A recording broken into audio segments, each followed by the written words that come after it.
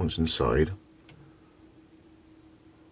really rough 36 grit abrasive paper. Let's put a score on it, and now Noisy McNoisy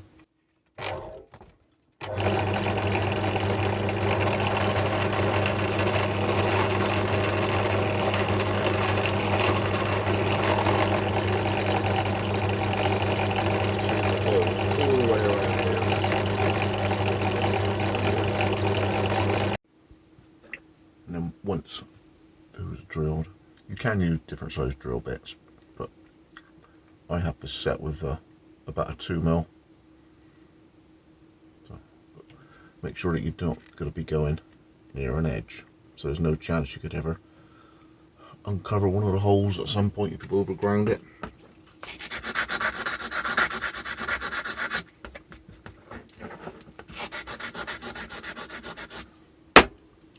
That just make sure there's no burr around the edge of the hole, so it might not have sat flat against the blade, if that makes sense.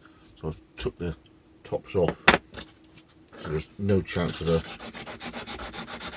sort of a fouling top of the hole.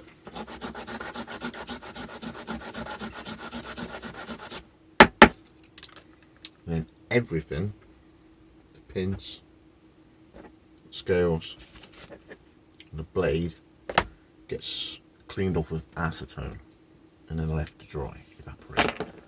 So we'll get that cleaned up back in a bit. Okay, now one thing that I do on ferro rods when I have G10 liners, which are very hard, there's my two ferro rod billet bits that are going to come together and make a ferro rod handle. If you stuck them together now, there may be difficulty making sure that the drill goes down the center of that, because the G10 is really hard and the drill might want to wander. So can use a lolly stick to go in there like so, but I've already pre-done previous an oak fillet which will sit in there like that, and that 2.5mm piece of oak is where the center drill will go down, so the 4mm, and it will bounce down quite happily between the two hard G10 sections. And also it just gives another element, another piece of character to the ferro rod, but it's far easier to get the center with something that's a little bit more forgiving on a drill. So I'm going to get that in there, just offer it up like that, Stanley knife, break it off or saw it, just give yourself enough there to make that as a billet.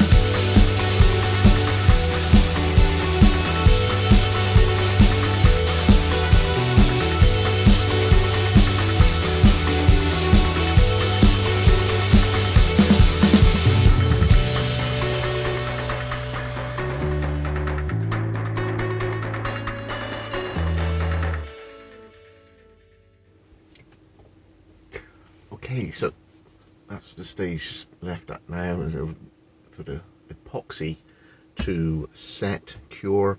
I leave these at least overnight, and then I don't put any sort of physical grinding stuff on it until at least 24 hours. So that'll be tomorrow evening before I get that, or it'll be the next day. So what I'm going to do in the meantime is, once I've freed up the space on my desk, tomorrow I'll be making scales up or something, in order to keep things moving along. But that's the next stage of making a custom knife. It's getting the scales on, and we'll catch up with the next part on the next episode of this sort of walkthrough. So thanks for joining me. I would appreciate lots of comments and likes and whatever, and to keep things spinning along. And then once this whole thing is like complete, I'll be able to put as a playlist, so then I could share the playlist as links on other videos in the future. So thanks for joining me, Scott Wessex Blades Out. Hope you enjoyed it, and see you on the next one.